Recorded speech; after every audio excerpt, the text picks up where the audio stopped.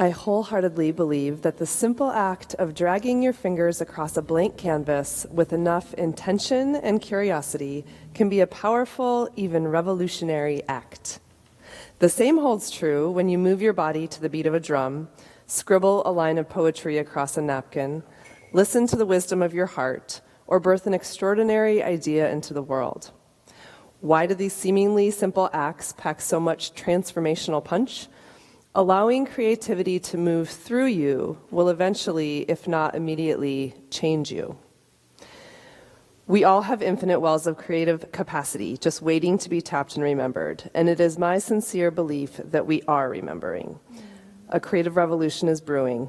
Can you feel it? I can feel it. Can you feel it? When you were reading, I could just feel chills moving up and down my whole body of just this feeling of this creative revolution that we get to be a part of. Totally. So exciting. And we're so excited that you are here. Yay. Welcome everyone to Power Creatives TV. This season is called Fierce, and it focuses on women founders who are living their life powerfully creative, radically being themselves and causing a creative revolution.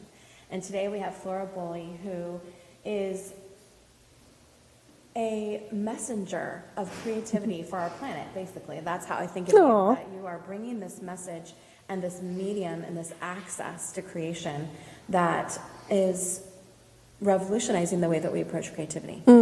Thank you. Yeah. Thank you. And look, this is the new book. It's brand new. Brand spanking new. Brand new baby. To be out, and we I get know. to have it here People are getting it, even though it's not officially out yet. Yeah. Well, we're so excited to have you and to have all of you. Our theme today is brave, which is not surprising because so much of your work is dedicated to this concept of brave, intuitive painting. Can you tell us, what does that mean? Yeah, absolutely. Well, that was the title of my first book, and I also just consider that to be sort of this process that I've come up with. I call it brave, intuitive painting, and those two, they're just two really key words. Because a big part of my philosophy with intuitive painting is that we don't actually have a plan before we start. So it's this place that can be scary. Yeah. Because we like to have plans. Yeah. Humans like plans. We like plans. But if we can kind of clear the field of a specific plan, then the way that I see it is that everything else becomes possible. Because we're not locked in on something. And so what happens is that that frustration that can easily surface when we're trying to move towards something specific that's in our minds and we're trying to make that happen on a canvas, so much frustration can happen because it might not match up. Oh, yeah. Right? Like it probably won't match up. Likely never. Likely never. And so I'm kind of the camp where I'm like, well, let's not have that be the driving force. Instead, let's kind of, like I said, just clear that field and just start. And see what shows up. And see what shows up. And so, like, the subtitle of my first book is Let Go, Be Bold, Unfold. So there's, and it's divided into those three main chapters because there's so much of just letting go and clearing in our minds, stories, expectations, even getting your space set up. It's just like getting there. And then being bold, so doing it, like making marks and trying things on is a term I use a lot. Try it on, see if it works. So just going for it, that's where the bravery comes in. And the intuition is just the driving force behind it all. It's this place of knowing, body knowing, greater knowing that's not so much just about our minds telling us, this is what you should do because X, Y, and Z. Right. So it's like exiting the narrative dialogue and entering a whole other zone. Yeah, and it's a practice, and I think of it as the same as when you go work out a muscle in your body, intuition and getting tuned into what that is for you is it's a lifelong practice. And but the more that we access it and kind of have that knowing of, oh yeah, that's it. Then we have that reference point, and I think it becomes easier and easier to distinguish between fear-based thought patterning and intuition, because sometimes it can be really confusing. Like, was that my fear talking or was that my intuition talking? Right. And it's amazing that there is so much fear at the canvas, which is why I feel like it's such a powerful medium, because there's almost nothing else that will not harm you.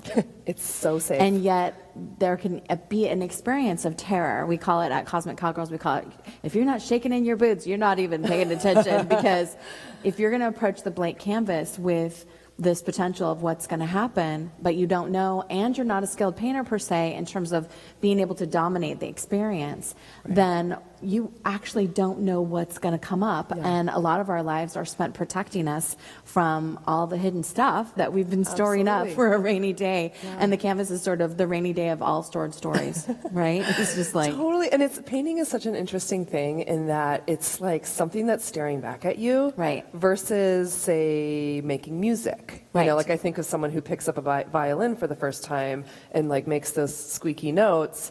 Well, those just go off into the, you know, soundscape, and then you keep practicing. But with painting, it's like you make those marks, and then there it is. It's a relationship. It's a relationship. But that's the power of it. I think so too, because then you're the witness of it. It's speaking to you, you're speaking to it. I think of it how, you know, how they've been talking about how the electrons are in the world, and how if you were to look at a rose or you to hold the pomegranate, that it's not relating, it's changing how it's being because I'm connected to it. It's changing what it was doing 2 seconds before I looked at it. So they've, of course, you know, recorded that everything is changing based on our attention to it. And so with the canvas, with that mark, it instantly starts to change us, I think, at the subconscious and unconscious levels almost instantly. Yeah, I agree. Yeah, and then we get to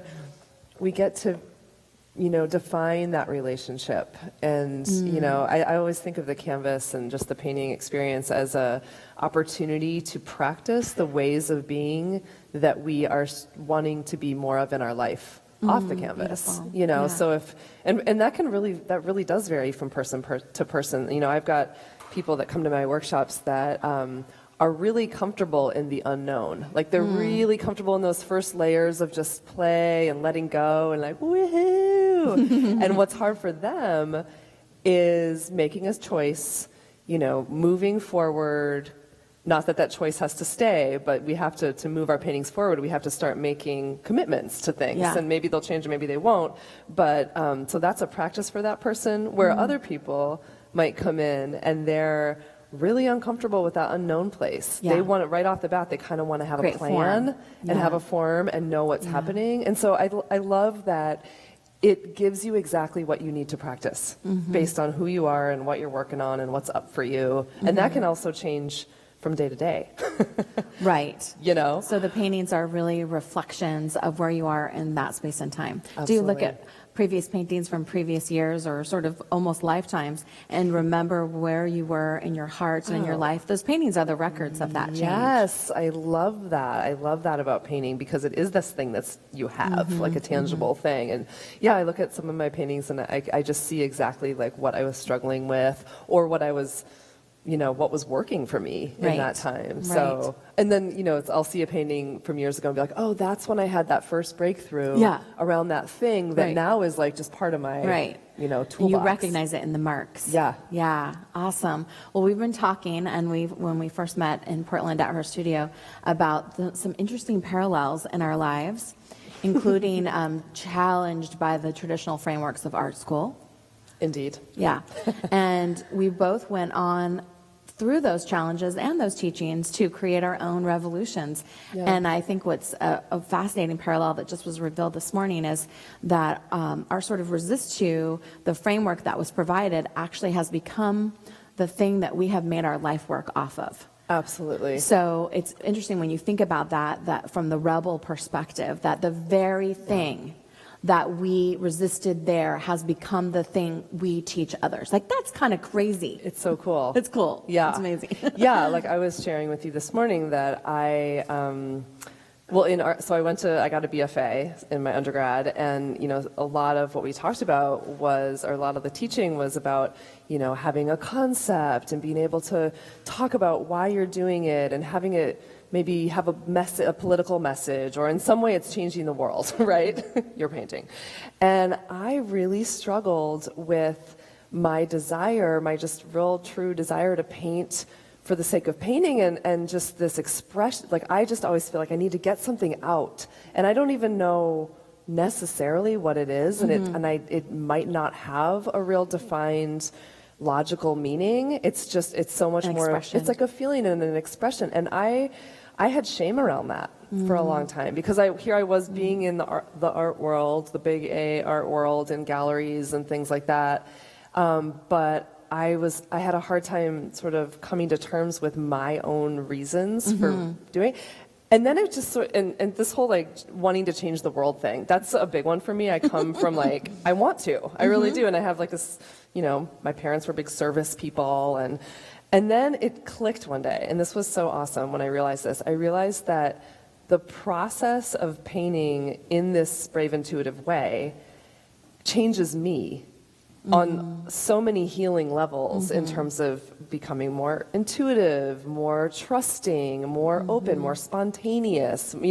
All of these wonderful things that the process gives me changes me, and because of that, I'm changing the world, because I'm changing me in the positive ways. And it was like, oh man, that's such a different way of thinking about it. And it just suddenly felt really like everything made sense. That's it. Yeah. That's it. Yeah. For me, I didn't feel drawn to external looking at things, only as a gesture or a reference point, like the nude gesture drawings and the perspective where it's, looking at it from a distance and being soft about it. That was fun, but trying to create things that were exact was not only, I wasn't skilled at it, but I also didn't enjoy it, and I also don't see in a traditional way lights and darks the way that my teacher does, for example. And so I just struggled and struggled. I kept saying, why are we doing it like this? Like, what is this all about? And what does it mean, Yeah. And so I ended up leaving art school and doing an internship with my master teacher, Suhoya Sellers, where it took some time to discover what it was that was going to work for me, because she didn't know, because she was a classically trained artist, although her artwork included external looking. So it had, it'd have trees and ocean and landscape, and then it would be inside the body of a woman, for example. So she was using inside outside in one image, like symbolism or surrealism. Yeah. But she didn't necessarily know how to say to me, oh, the images are inside. They're not all outside. But after studying for a while, I finally was like, oh, and I'll always remember the day where I felt like I finally accepted I wasn't going to be an artist, because it was about talent and I didn't have it. And I was like, okay, and I felt so relieved, honestly. I was like, okay, I'm getting off this track. I have a whole life in front of me, and I've struggled enough. And she pulled out a canvas. She goes, let's just try one more thing. I was like, okay. And she pulled out a canvas, and she just sprayed it down and put 3 colors, which is still exactly what we teach now. Yeah. And then she just turned the canvas around. And I was like 23 or 24. And then she's like, now just make some shapes. And I made like 5 lines, and it was a black Madonna, which I didn't even know about the black Madonnas. This is pre-Google, pre any of that stuff. And I made this dark mother sitting like in a Buddha position, just with a couple lines. And I was like, that was it. And then everything popped up, and I was like, oh, I got it. And that's the moment everything started. And was that because you weren't like looking at a black Madonna and painting it? It just came through. It just came from inside. Yeah. Yeah. And that's what works. Yeah. But they didn't know, my mom was an artist too. Nobody knew to say, close your eyes, call the image from within. It's all already there. You have your own visual language. You have your own patterns and symbols. And so that was the moment that my whole world changed. I love it. But I didn't know to look inside. Yeah. Well, they don't teach you that in art school. No. Or they didn't teach me that in art school. Kids know that, though. We knew that when we were children. We could look outside and inside. Exactly. Right? And when I look back on my, majors, milestones, so I tried to get into graduate school to do an MFA in painting, and I didn't get into any of the schools I applied to. I was just like, rejection. And of course, at the time, I was like, oh God, now what? But looking back, I'm like, thank God. I stripped that creativity right out of you. I know. And so, instead I remember sitting there going, okay, so that's not going to happen. What am I going to do? I'm going to paint. Yeah. I'm going to set up an easel in my bedroom like I always have, and I'm going to keep painting. And it actually shifted some other parts of my life because I decided to pursue massage therapy. And, you know, I was a yoga teacher during those years because I was supporting my painting habit. And so, and those sort of healing modalities and the things I've learned in that part of my life have also folded into my art making process and the workshops. And it's all just, you know, it all felt kind of separate back then. Right. But I Now think it's that's always all- something to remember. It's like all these parts of ourselves actually are what make us unique, and our offerings become more and more original and, you know, soulful if we can draw upon the different parts of our life that really do light us up. And for me, that was dance and yoga and poetry and music and people. And, you know, and now I have workshops where it's all there in the same room. Right. It's awesome. So the workshop becomes the sacred space where all of the paths that we've been through, every experience actually is the playground, the place where that gets expressed. It's pretty amazing. It's amazing. I feel so lucky. So do I. I feel so blessed. And that we painted enough then after those art school experiences to actually, we both have had successful careers as painters before teaching. Yeah, which we were talking about that last night. I'm grateful for that for a bunch of reasons. Yeah. One is that I just, you know, because I didn't go to art school and I did paint in my bedroom for all those years, I developed my own process. I mean, this is all from my own just hours and hours and hours of doing it. So I love that. And there was another thing I love about that I can't remember right now, but that's okay. That's the big one. Yeah. Oh, I know what it was. It was that, and we both, I think, had this experience where, so there I was, I got to be a full-time painter. That was supposed to be the dream job, right? And I got there, and I was about 30. I mean, I was like just squeaking by, so let's be honest about that. But I was just painting, and I realized that I was not actually doing my full soul purpose work. Like, I realized this is part of it, and I don't know I had no idea what the other part of it was. Like, absolutely zero. Missing, which is an interesting place to be in life when you think it's something and then it's not, and then you're like, And so there was a lot of just like patience and a lot of conversations with peers and friends, and I would just tell people, like, I don't know what it is, but this isn't it. I feel isolated. I feel like I'm just making objects that, you know, people with money can afford to put on their walls. Like, there was just something missing. And so when I started teaching, that's when it all came together, and I was like, this is it, for me anyway. But I was glad that I got that experience first to be clear that for me, you know, just being a painter wasn't quite the whole story. Right. I think the same thing happened for me too, where I had my first book, which was Color of Woman, I brought with us today. This has the first drawings I did at that same time I was talking about. And this opened, you know, our galleries were called that, and we opened, and we had, you know, candles and icons and paintings and art supplies. We created this amazing space.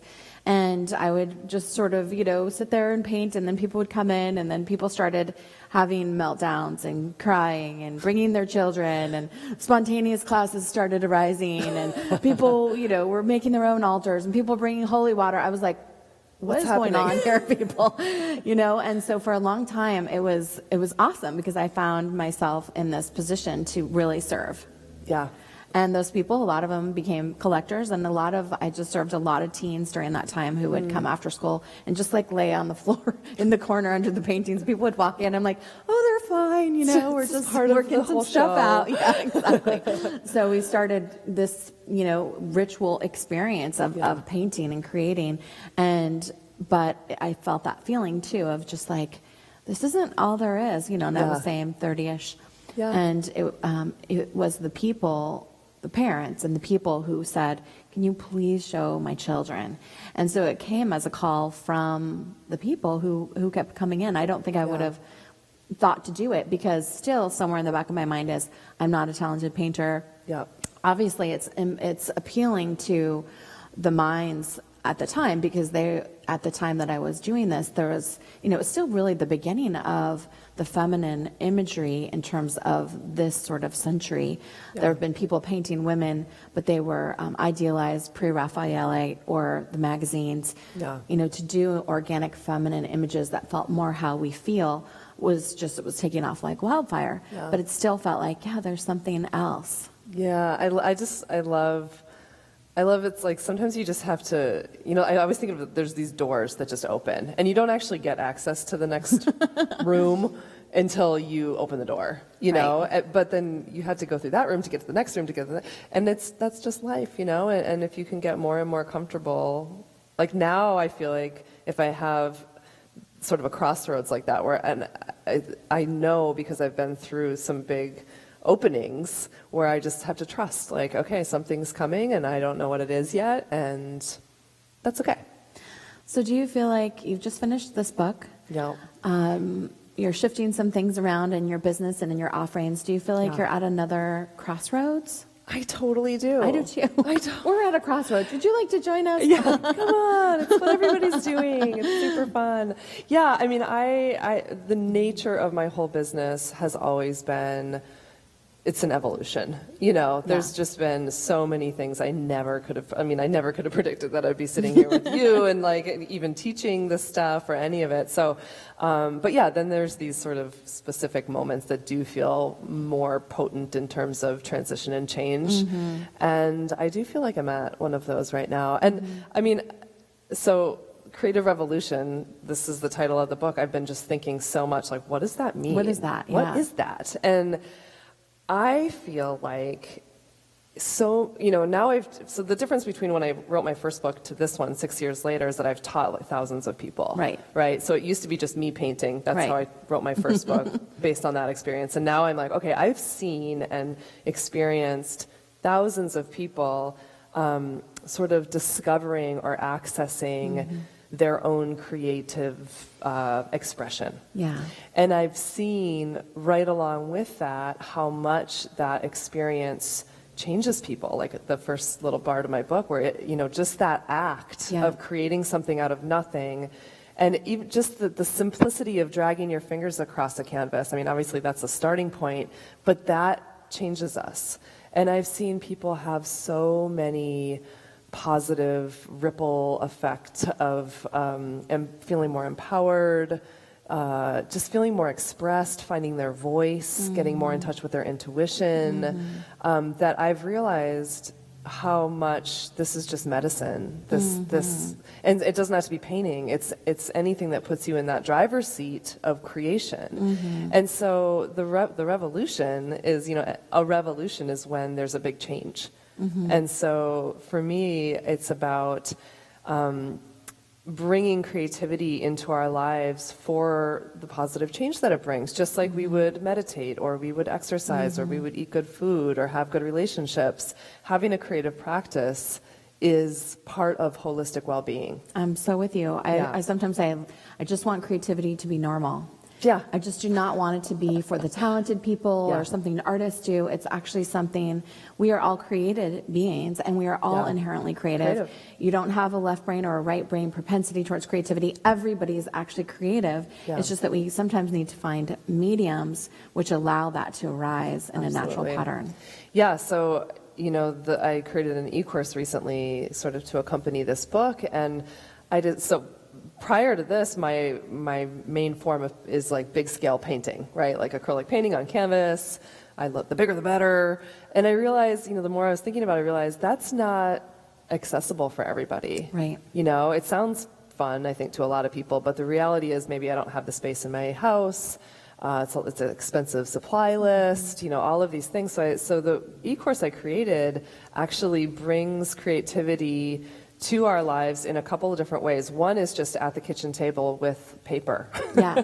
So That's what we have. Yeah, like this. I have, you know, 21 exercises that I came up with that are just really fun, empowering jumping off points. And they're all things to do, like I said, at a table, on paper, with markers, watercolors, sometimes acrylics, collage, pens, like things we have already. Right, make you it know? really And it's not that, Yeah, it's accessible, and the purpose is not to finish a piece of artwork to hang on your wall. That could happen, Just to be creative. It's just to be creative and to have these practice. I mean, like, I know, to make it normal, to make it a morning practice, or any time that you could do it on the bus. And then the other part of this course is that I actually am including morning practices, which aren't always about art on paper. In fact, usually it's more things like just breath awareness, or taking an intuitive wander around your neighborhood, or really savoring your morning beverage with mindfulness. Like these kind of simple stuff. I mean, this is not like new information, but I think seeing all those things as creative practices is kind of a different way of looking at it. So we've got morning practices, we've got evening practices. We have what I call the Art of Aliveness series, which is just these sort of awarenesses to bring into each week. So noticing color, connecting with eye contact, finding yourself more connected to your body, and just these just gentle kind of, I can do that really easily. That doesn't mean I have to take 30 minutes out of my day to go do this thing. It's just sort of going, I'm going to walk through the world with new eyes. Yeah, with the framework of an artist. With the framework of an artist. Well, I love that. I just had an image while you were talking, and it was one of your paintings, and each of the symbols are marks flying off and sort of landing, and each one of those things representing a different practice. Oh, yeah. Like everything you've done on these large-scale paintings has now revealed itself in these smaller practices, which add up to the big practice. And for me, I mean, we're in Alchemical Cafe right now. I do this every day. This is my practice, where it's poetry, painting, writing, drawing, whatever it is. And it's not towards the outcome of anything, but it is the cultivation of creative space. It is my spiritual practice. Yeah. It is a prayer to drink a cup of coffee and have my notebook. And I think it's actually life-changing. Oh, absolutely. Absolutely. And I think I created this course for myself mostly because, I see myself in a lot of other people in this craving to have. I mean, I love that you have that practice, and I can honestly say I don't have a daily practice. I do different things in different ways, but I'm wanting to, like, you talked about this turning point, and a big one for me in my life right now is just to come back to some of these simple daily practices that are really doable in a busy life. Yeah, So, and even 15 minutes. And I think that's the thing. Once you get flowing your creativity, you get access, which I think access is the holy of holies in creativity. And that you don't have to feel inspired. I think that's a little bit of an illusion. You just have to create. You don't have to feel like it. Absolutely. And so we wanted you just get going. And I think that's we approach painting from not totally, but very different sides of the spectrum. Yeah. But I think something that we both really hold is the sense that we are all creative, and that creativity is accessible to everyone, and that we are presenting media, classes, conversations, and communities which invite you into that in different ways. Yeah. We have lots of mutual students who are working with our work, where mine's more sort of very focused in terms of we enter through a portal of inquiry, very specific, like what are you moving, what are you healing, what have you not forgiven yourself for, what in your body feels trapped, and then we use that as sort of a diving in portal, and then we see what happens. But we start with a very clear point of entry almost. So it's going to be interesting to see what happens in our painting later today.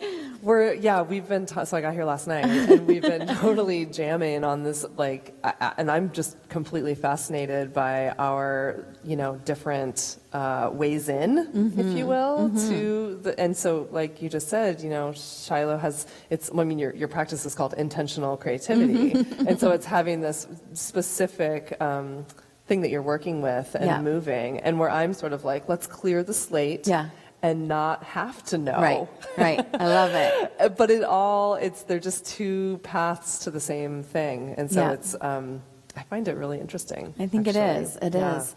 A big part of why I feel so drawn to the intention piece is because of content, and that's a huge part of working with women for many years. I felt the recurring pattern I witnessed was people feeling like they weren't relevant, They had a lot of shame. They didn't think they had something to say, or they did, but they didn't know what it was. Yeah. And so when I first started teaching, I sort of went in after, like really pointedly, helping people access their own information and giving image, symbol, and language to it so that you know what you know. Yeah. And so it's not painting for painting's sake, although I love doing that privately, but in practice, I want to help people discover what they know and what they feel and what they want to liberate.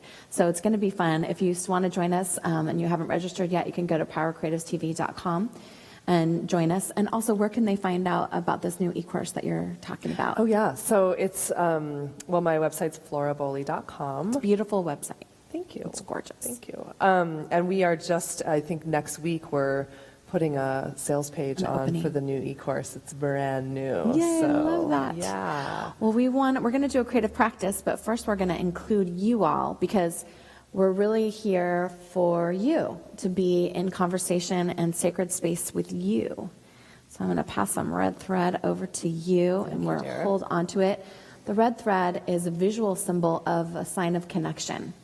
It's the cosmic umbilical cord. It's the red tent. And many traditions have different things to say about it, sacred and taboo. And one of the ones that we love is this thought that we're ever and always leading towards the people and the situations that we are called towards in our life. And that if we keep showing up, eventually we're going to arrive at that person, be sitting across the table at them or across the cosmos from them, and have a sense of, oh yeah, we've been leading towards this divine appointment all of our life. And that's actually the same with all of you, because you're actually here watching. You did have a divine appointment with this, and who knows what will be sparked. And so we just want to take this moment and extend this red thread all the way around the world.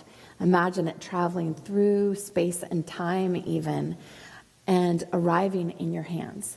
And this red thread is super special. It's been carried here from Scandinavia by one of our students who brought it to the foot of intentional creativity in Norway, where a sculpture stands. So it carries this energy of having been traveled around the world, and now it's here, and now it's with you, and that sense of connection. And so be as if you have had this now land in your hand, and you're connected to us here. And this is not conceptual, it's quantum, reality in real time. It takes no time for the thread of love to travel right where you are. And just if you're willing to allow yourself to be in the space of that, just to be with being connected to a global connection of women and men gathered for a moment in time to explore brave intuition and creativity. And just feel that support. And as you're holding, just to ask yourself, what's coming up for you regarding your own creativity? Do you have a story like mine was? I'm not talented, and so I can't really be an artist. And what was one of yours? Just that I wanted to create, and not have this whole big, story about it. I have to save the world with every painting. Right. So we have different stories about our creativity and things that we both had to overcome, being rejected from, your program and me, not being talented, and people, I would sell more than other artists, but the other artists thought I wasn't a real artist. So I wasn't ever treated like a real artist by the other art establishments. And so I've always been treated as not a real artist, so these are all stories that I continually overcome to continue just to show up as a creative. But none of it matters, because what really matters is that I create, and that's who I am as a creative being. Yeah. So for you, what's just you've had lots of stories about this. Probably some of you since the time you put down the pen when you got criticized, because at a certain point when we're children, it looks good, we get comments and support, and then there's some arbitrary moment for almost all of us where someone says something critical. And that moment actually is a life changer. And sometimes when people come to the canvas with us, it's the first time since that moment they put the crayon down. And so we're here to help heal from the crayon, from the crayon trauma. Come back. So what's your story? So if you feel like sharing it with us, you can enter it in the chat. if you're in the Red Thread Cafe classroom, you can enter it there. There's also the Power Creatives Facebook page, or just in your own little journal, or turn to someone that you know, or give someone a call and just say, wow, the story I've been running about being creative is this. And just take a moment to do that as we're holding space for a creative revolution. That's right. That's right. That's right. We're causing one right now. This is what it looks like. So,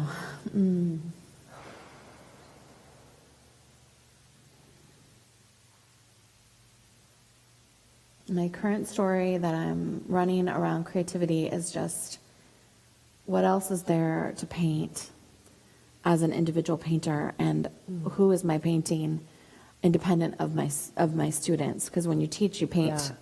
Yeah. I do anyway, paint differently, because I'm trying to make it accessible. So I feel like I'm in that inquiry of like, well, what remains to be painted on my life path, and is there something? Like, I don't actually know. So that's my creative story right now, is I don't know if that's my future. Yeah. What about you? Yeah, so for me, it's about how to bring these simple acts of creativity that we were just talking about, on paper, writing, walking, singing is up for me right now, back into my daily life, so that it doesn't look like there's my life, and then there's those few days a month I go to my studio and paint a painting. Right. And there's this sort of separation. It's like, I want to infuse my life with creativity. For me, creativity for me. you. Because I think that's what we both are. Yeah, like I think, when you teach a lot, and I think we're both, we're good at giving. We like to give. We like to give. But I think, for myself, I've definitely given and given and given, and it's easy for me to feel like I've lost my own just connection to the simple acts, you know? I still go and get my big paintings on, and that's great, but The woven through togetherness. Yes. My teacher, Sue, every morning we'd have tea by the fire, and she would say, it's just so romantic being an artist. And it was just this awesome thing, and it didn't matter what else was going on in the world. That was it. And we would just be in non-linear time, which she called the vertical time. And everything that would inform everything else happened there. And to me, when I go to sleep at night, I connect with my morning practice. So I'm like, I know it's going to happen. Sometimes I'll wake up at 4:30 in the morning. I'll be to Jonathan, is it cafe yet? Is it cafe yet? He's like, no, go back to sleep. And then I say, can you start the first boil? That's because sometimes we have to get through a couple boils of the teapot before we get to it. So can you start the first boil? Or we say, proceed to the root. And these are all my little cues for him to go get the coffee started. And we light the candles and turn on the music, and everything in our spiritual practice, and everything in our creative practice, and everything in our business actually is seated in that zone. Love it. And then I feel like I'm living off of it throughout the day. And Absolutely. so we're both in a similar place of just like that simple ritual in the morning, and really awesomely inviting our community to join us. So I hope you feel like you're connected in thread. We're going to cut our pieces. Get to have a piece. Does this go around my Yes, around your wrist. Yeah. I have to have you tie it on me. Yes. And wherever you are, if you have a red thread, you can tie yours on and feel that connection across the cosmos. I can trim it for you. Thank you. And so if you don't have a piece of paper and a pen, if you want to go ahead and get that, because Flora's going to lead us in an exercise. Yeah. Our hope in these alchemical cafes with Power Creatives TV is to just give you a little power tool, a little burst, a little bit of juice for your own creative practice. Yeah, so what I'm going to share, let me trim your tails real quick here. Awesome. What I'm going to share is one of the exercises for my e-course. Awesome. So here we are at the, the kitchen table with our simple paper. And I'm calling this exercise visual riffing. And the idea for it really came from Well, my own experience as a, I've been painting for, I don't know, 25 years or something now, and I see a lot of other people painting, and there's this thing that happens when you've been doing something for a while, and you get stuck in ruts. You get your habits, you kind of know how to do certain things, and this is not always a good thing. No, because then you can dominate or control your own experience, which then creates less space for surprise epiphanies. You said it. So I am constantly, one of my practices is to always be gleaning new information from the world around me in terms of shapes and imagery, because I get so sick of my little things I do all the time, and well, at a certain point I do. Yeah. It's like they're fresh for a while, and then I'm like, okay, that's actually not where the real juice is anymore, and so then it's time to go on. I love to go on. I call them intuitive wanders, and it's just. In my neighborhood, I usually have my camera and in the sketchbook sometimes, and I'm just looking at the world with that sense of wonder and beauty and what am I feeling drawn to? And we'll do a little exercise with that later this afternoon in our class. But one way to just bring it in a very simple way to the paper is this idea that is a new one for me, but I call it visual riffing, like I said. And basically you start by just dividing whatever paper you have. It doesn't have to be a certain size or anything. You just divide it up in a way where you're making some squares for yourself. More or less the same size, no big deal. And then you choose a shape. So this can be anything at all. Circle, triangle, half moon, 3 parallel lines could even work. Anything that's just probably the first thing that just came into your head, I would say to do. So I'm going to go with a circle. And then you put this shape in every single box. It's like a container. It's a little container. It kind of cracks me up that we're like working within the box, because I'm always like, get out of the box, get out of the box. But for this one, it's just like, think of it as like a little mini canvas. Well, and it's both and, there's free flow, and then there's the structure and the order. Yes. And we've somehow been taught to think that they're opposite, or that someone's just one way, or someone's this personality or that personality, or someone's, right brain or left brain. And like, that's all total BS. And so we can easily move in the box and out of the box. That's what power creatives do. Because when you need the box for form, you get in it and you look around and you reshape it, and then you jump out of all the doorways that are all around that box. So just really encourage you, not whatever story you have about how you approach things. Oh, I'm a linear thinker. Like, do away with all of that, because it's not relevant actually to creating. So I love that. In and out of the box, square the circle. In and out, in and out. Yeah, I like the term, like, I think of the banks of the river. Like sometimes if you're painting and you're just like, I call it dabbling. I'm like, are you dabbling? Are you just kind of like, for the sake of doing something, dabbling, and you're kind of painting in circles, that's a kind of a very specific vibration. And when I see people in that, I say, okay, it's time to give yourself some banks of the river. Choose something. Is it a shape? Is it a color? Is it an image? And just for this next layer, give yourself some parameters so that you can be free inside of the banks of the river, so the river can flow. So this is kind of one of those moments of banks. So here they are. Let's show ours so they can see. Yeah. Nice. Yay.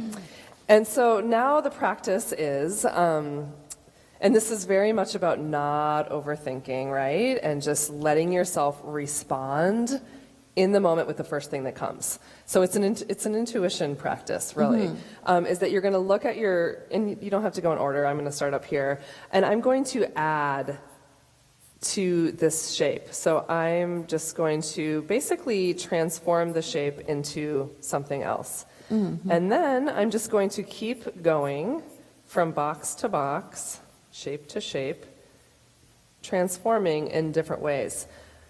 Remembering that you don't even have to touch the shape to affect the shape. So here's an example where I just added circles outside of the circle. I didn't even touch the circle, but I did affect it by working with the space around it.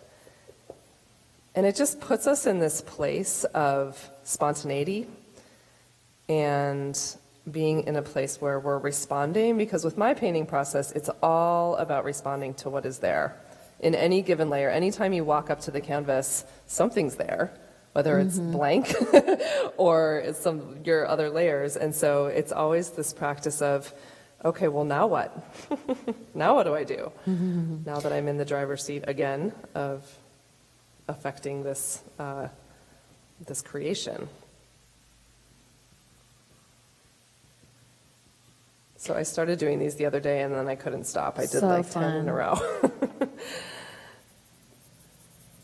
And I feel like there's this little moment of empowerment every time you come up with a new thing to do, you know? It's like, ooh, like I'm going to write some words.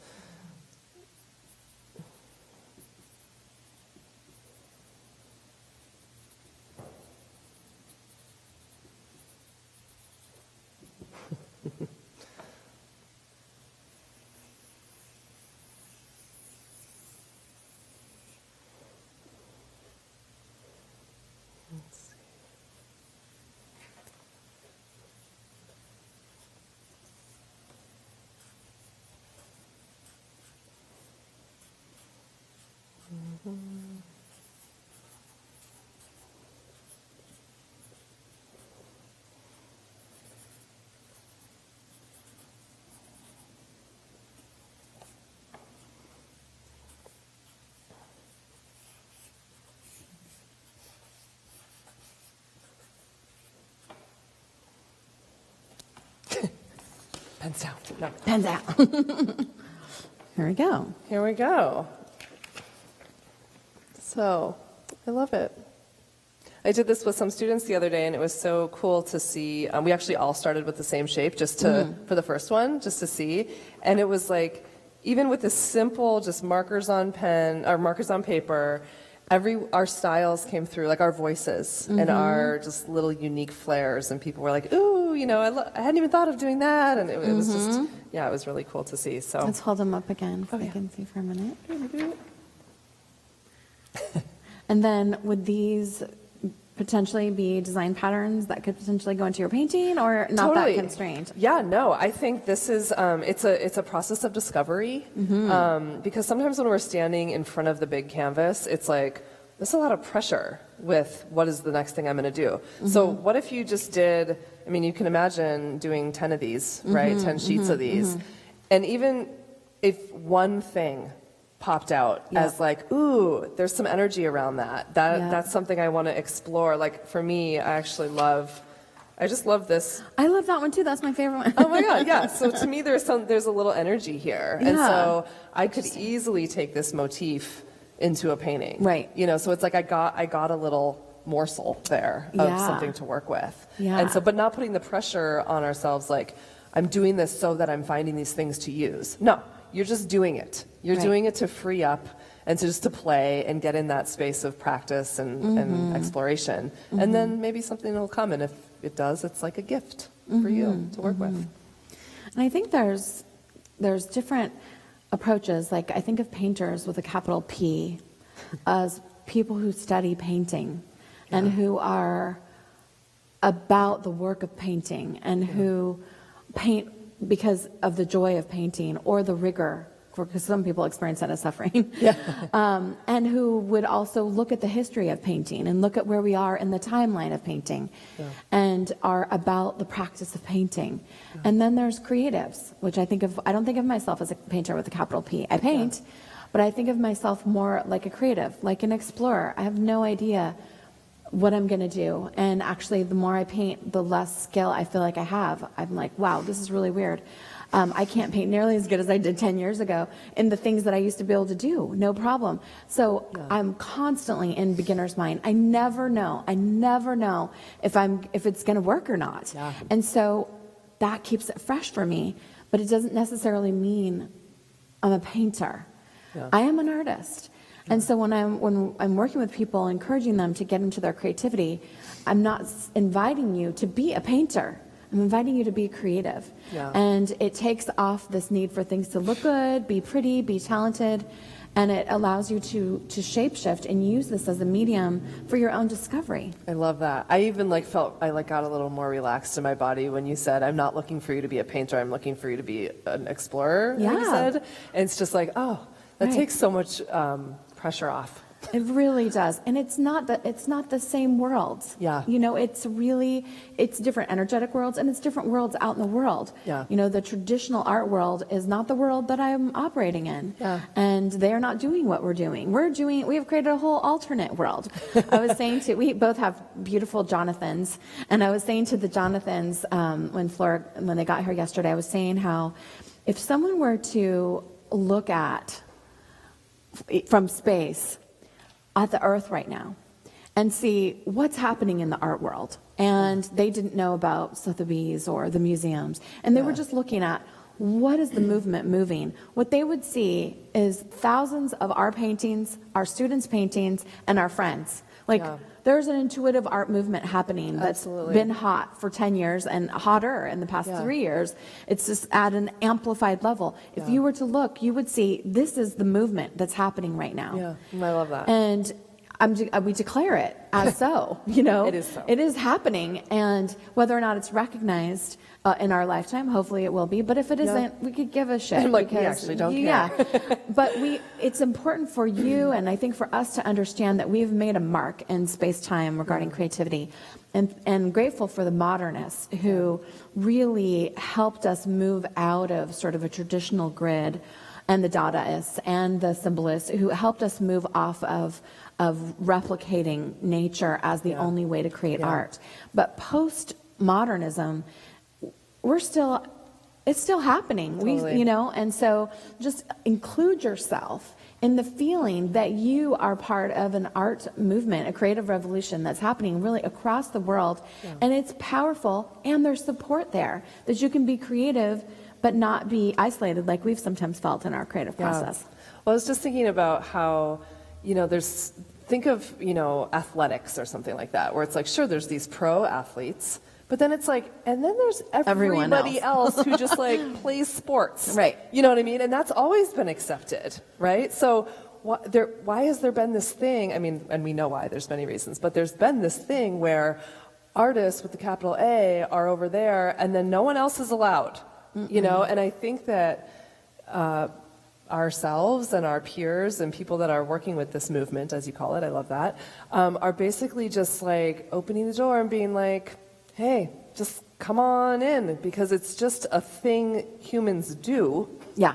And it's a very natural thing to be creative. It's like you said, we all have it, born with it. So it just occurred to me that's where was that distinction where it's okay for, everybody can cook meals, even though some people are famous chefs, but there's this delineation when it comes to things like painting. So I'm really happy to be breaking down those walls. We're breaking it down. It's a revolution. Well, I hope you enjoyed your practice. That was really, really fun. Yay. It's exciting. And this afternoon, we're going to be exploring a brave, intuitive discovery process. And we've gone over what we're going to do, and we decided to not do any of it.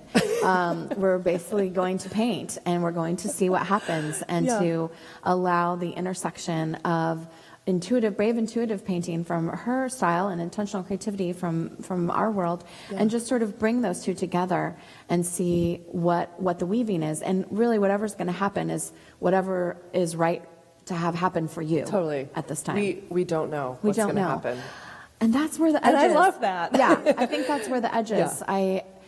The painting is a discovery. I recently taught a class, and it was on fairy tales. And I was doing my Little Mermaid fairy tale. And I had resolved the Little Mermaid fairy tale, which was, your tongue got cut out and you had to walk on knives for love. And so I was like, well, I surrender. I'm retrieving my tongue, and I'm no longer walking on knives for love. And whatever that story was from childhood, I'm now no longer doing it. We're in the middle of the class, and I white out my painting because I can't help. I don't want the Little Mermaid anymore. And my team members are like, yeah, there's students watching your painting process. And so I ended up doing this really bizarre giant frog skeleton after a dream. And I said to my students, I was like, this is the real deal. Sometimes This is what's happening. And one of our students, Donna, she had a woman with a dragon. That was part of her fairy tale. Yeah. And she went ahead and did what I did, because I said to them, you don't have to white out your painting. Like, we're almost done with the class. We're like 33 videos in. Oh my God. I know, it was crazy, but I couldn't help myself because it's my real process. Yeah. So this student, she had the woman with the dragon around her shoulders. She whited the whole thing out. I felt so bad because it was such a beautiful painting, and she put the whole painting was filled with the dragon's head, and she said, what's the use of an old woman with a dragon? I am the dragon. Oh my God. And I was like, that's it. You're like, and that's a wrap. That's it. Yeah, exactly. And I asked her if I could share that story 2 days ago, and she said yes. But it's like, I am the dragon. I am the dragon. Right? I love it. And she knows when that painting is probably going to be so like powerful for her, because she knows where it was and what it turned into. And so you don't know where you're going. Yeah. But in this world of stories and experiences and all the things we go through, creativity is such a powerful tool for resiliency and for staying connected to your identity. We've both gone through a couple years of ridiculous grief, of loss of beloved mama and my matriarch, and we have continued to create through it. I don't think it made the grief go any faster or any really very different, but we were already connected to our path and our creative process at such a level that we were able to go through with what we went through and still stay creative because we were already there. Yeah, and for me, it was the creativity in my painting practice was really like a life raft. You know, it was like in the grief, I knew I could go, and I did, paint. And through my painting, I was connecting to my mom. And it was this like, the place that I felt the closest to her was at the canvas. That's exactly how I feel. And the book is dedicated to And your the mom. book is dedicated to Yeah. So painting isn't something that we do. Creating is who we are. And it's an amazing, it's so romantic. It's such an amazing way to live. It's so romantic to be an artist. And we have a wonderful free gift for you. Do you want to tell them what you're offering them? Oh yeah, we have a video. It's like a montage of a couple of videos where you'll see me paint a painting from start to finish with a voiceover, giving a little insight into my process. Wonderful. So we'll be sending out that out to all of you, to all of our guests. Yeah. And again, we hope you'll join us this afternoon. And you can join us live, or you could watch it anytime until December. So thank you so much for joining us in the studio. Thank you so much awesome for having me. you. This is like such a treat to be here. I really am. Really I'm is. loving every minute. It's great. And we're so excited because Chris Idell, who was our last guest on Power Creative TV, is actually coming over to join us. And we're mutual friends with Sark, who's going to be on one of our upcoming episodes. And so this whole thing at Power Creative TV came in a dream of just calling together the powerful women who created lives out of their creativity and in a powerful manner, where you're making books and you're making businesses and you're providing work for people. Yeah. You've created an alternative commerce. You've revolutionized creativity, where you're actually really shaping the future that we're all together creating, even if our paintings aren't designed to save the world. We're saving it from another angle. Save yourself. Paint your own painting first. All right, dear ones, blessings. Thanks so much for joining us for Power Creatives TV. We're so happy to have you in our circle.